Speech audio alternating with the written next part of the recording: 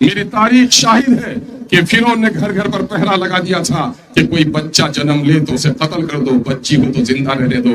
लेकिन मूसा की पैदाइश और परवरिश को कोई नहीं रोक सका। अगर ऊपर वाले ने अख्तर ईमान के बारे में फैसला कर दिया है, तुम लटक जाओगे, लेकिन सीमांचल के मजलूमों की आवाज पार्लियामेंट में जरूर पहुंचेगी। कि इस वक्त क्या हो गया? यादव का नेता कौन है बताओ?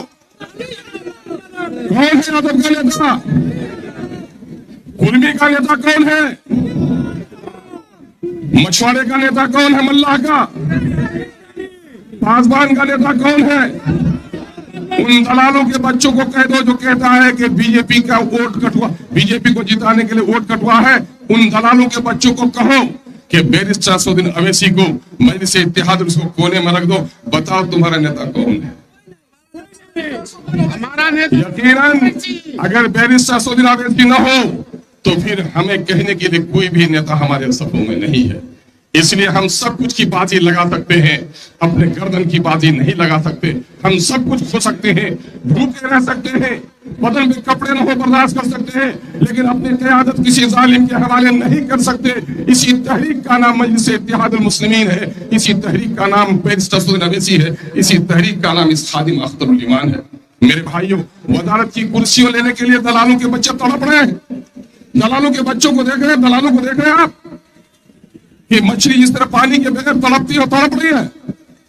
सड़क पर वसूली करने वाले, लोगों के बच्चों को बिगाड़ने वाले, चोरी और गुंडागर्दी को बढ़ावा देने वाले। अख्तरुल ईमान 70 मरतबा हारना पसंद कर सकता है, अपने नौजवानों की तकदीर से खिलवाड़ नहीं कर सकता है। मैं अपने नौजवानों को तो आसमान की बुलंदी में देखना चाहता हूँ। इसलिए नौजवानों, आओ तुम्हारी गैरत की कसम, गैरत न हो जिंदगी में तो कुत्ता है इंसान। एक कुत्ते को गोश्त का टुकड़ा दिखाओ, डंडा दिखाओ, 100 बार दिखाओ, आएगा और भाग जाएगा। लेकिन एक इंसान कई दिनों से भूखा है, दस्तरखान में उसके अब्बा के खिलाफ कुछ बोल दो, उनके जमीन के खिलाफ कुछ बोल दो, कि मर जाना गवारा करेगा लेकिन दस्तरखान से नवाला नहीं उठाएगा। यही गैरत हमें पुकार पुकार कर कहती है कि वोट हमारा, राज तुम्हारा नहीं चलेगा। अब हमारी सफों में बाज औरत नहीं है जो कुत्ते और बिल्ली के बच्चे को गोद में लेगी। चौधरी के चांद से भी ज्यादा खूबसूरत क़यादत हमारे आगोश में है। अब उसके अलावा हमारी नजरें किसी की पेशानी को देखने के लिए गवारा नहीं करती है। इसी का नाम है, ये बिहार के हमारे सीवान के भाई आए, भागलपुर के भाई आए, नवादा के भाई आए हुए, गया के भाई आए हुए हैं। पूछ लो इनसे, वो आपसे यही कहने के लिए आए हैं, ऐ सीमांचल की सरजमीन के लोगों, अल्लाह ने आपको एक मौका दिया है। यहाँ से अगर अपनी क़यादत खड़ी करोगे तो सिर्फ ये जो सायादार दरख्त खड़ा होगा, सीमांचल को नहीं, बिहार के मजलूमों को भी इससे साया नसीब होगा।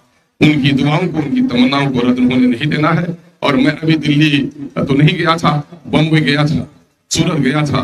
मैंने अपने परदेसी नौजवानों को देखा। परदेसी नौजवानों, मेरा सलाम तुम तक पहुंचे।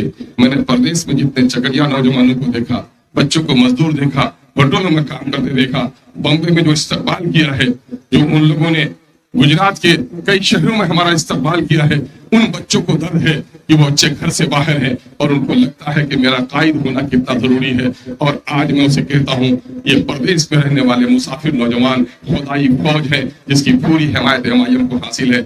आइए एक बार अहद कीजिए रहमत पारा की सरजमीन में, जहां बहादुरों की सरजमीन है, इस सरजमीन से हमारा इनकलाबी नारा उठे और इस वक्त जालिमों के महलों को जलजला बर्पा कर दे। कांग्रेस के नुमाइंदे को देखा है, इकबाल ने ऐसे ही लोगों के लिए कहा है। मैं उनके बारे में क्या कहूँ, मरे हुए को मारना अच्छा नहीं है।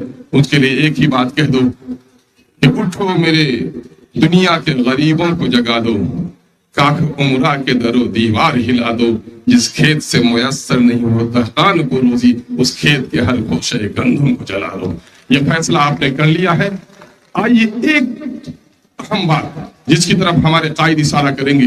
अभी जाति गणना हुआ है और जाति गणना में जो तस्वीर सामने में आई है वो बहुत ही शर्मनाक है और वो दास्तान जुर्म है नीतीश की, दास्तान जुर्म है राजद की, दास्तान जुर्म है कांग्रेस की। 13 करोड़ के बिहार में इस वक्त सरकारी नौकरियां 20,49,000 है। टैक्स का पैसा हमारा, मेरा बच्चा नौकर नहीं बनेगा, मेरे बच्चे को सरकारी नौकरी नहीं मिलेगी।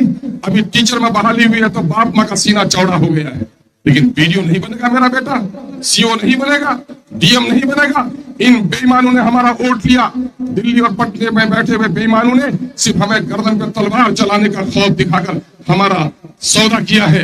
आज देख लो तस्वीर क्या है। तस्वीर ये है कि इस 20,49,000 में दलित भाइयों की, SC ST की, जिनको भीमराव अंबेडकर ने रिजर्वेशन दिलाया, गांधी के हरिजन जो थे, गांधी ने जिसको आगे उठाया, उसकी नौकरी 4,11,000 होती है। इन बेईमानों ने इनकी 1,20,000 नौकरी खत्म कर दी, सिर्फ 2,91,000 नौकरी। मेरे ब्राह्मण भाई चतुर है, भूमिहार भाई चतुर है, मैं उनको ताना नहीं देता। उनके लीडरों में मुंह पर चप्पी नहीं बांधी। उनके लीडरों ने कहा मेरी आबादी है, पढ़ेगी लिखेगी, कॉलेज खुलेगा, हॉस्पिटल खुलेगा। आज उनके लीडरों ने उनके इलाके को तब्दील किया। ब्राह्मण भाई की आबादी 47 लाख, नौकरी में हिस्सा 74,000 मिली उनको, नौकरी 1,72,000। भूमिहार भाइयों की आबादी 37 लाख, नौकरी में हिस्सा 58,000, नौकरी मिली 1,87,000। कुर्मी भाई की आबादी 37 लाख, नौकरी में हिस्सेदारी नीतीश कुमार जी की बिरादरी की 58,000, मिली 1,18,000। मुसलमानों, जिसको कहा माई का समीकरण, यादव भाइयों ने भी नौकरी में हिस्सेदारी, उनकी 1,86,00,000 आबादी 14%, नौकरी में आबादी उनकी हिस्सेदारी 2,92,000, 2,90,000 तो उसने ले लिया। मैं पूछता हूं राजद के लोगों से, भाई को तो हिस्सा मिल गया, माई को क्या मिला? माई को आपने बाई बाई कह दिया, और की बार माई ने भी आपको बाई बाई कह देने का इरादा बना लिया। कितना मिला हमको? हमारा हिस्सा होता है 3,68,000, मिली नौकरी 1,73,000। बोलो ज्यादा मिली या कम? आधी या आधी से कम? तो क्या उन लोगों से बदला लोगों की नहीं जिन्होंने हमारे 1,95,000 की नौकरी छीन ली? उनके हाथों से तक छीनोगी कि नहीं? उन जालिमों का पंजा मरोड़ोगी कि नहीं? अगर पंजा मरोड़ना चाहते हो तो तय कर लो सुरजापुरी भाइयों, तुम्हारी आबादी 24.5 लाख, नौकरी में हिस्सेदारी तुम्हारी 39,000, मिली नौकरी 15,000। कितनी नौकरी गई? 24,000।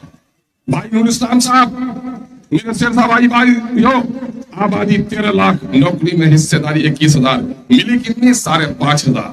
भैया भाई आबादी कितनी? 12 लाख, नौकरी में हिस्सेदारी 18,000, मिली कितनी? 6,000। जिसने हमारे नस्लों के साथ नुकसान पहुंचाया है, नस्लों के साथ नाइंसाफी किया है, अगर उससे बदला लेना चाहते हो तो हम बंदूक उठाने नहीं कहेंगे, हम पैलोट चलाने नहीं कहेंगे। जमहूरियत में सबसे बड़ी ताकत है आपका वोट। आपका वोट जालिमों के खिलाफ, मजलूमों के हक में होना चाहिए। अब्दुल ईमान ने मौलाना के नाम पर कुर्बानी दी थी, 19 में कश्ती किनारे में डूबी है। इस वक्त अब्दुल ईमान फरियाद ही नहीं, आपके नस्लों की मुस्तकबिल की फरियाद है। एक मरतबा कुल हिंद मजलिस इत्तेहाद मुस्लिमीन को मौका दीजिए और उसके लिए अभी से फिजा बनाइए। दुश्मनी हमारे बहुत लोग करेंगे। 2015 में नीतीश कुमार जी ने PK प्रशांत किशोर जी से कहा था, कोई भी जीत कर आ जाए अख्तरुल ईमान नहीं आना चाहिए। लेकिन अख्तरुल ईमान की जीत को आप रोक नहीं सके, एक को रोकना चाहता 5 के साथ पहुंचा। और आज जालिम ताकतों को कह देना चाहता हूं,